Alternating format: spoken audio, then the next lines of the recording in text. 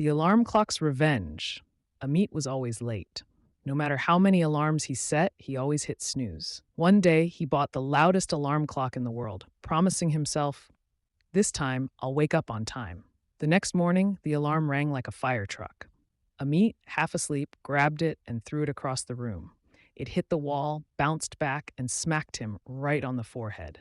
Startled, he jumped out of bed, wide awake. That day, he was on time for everything.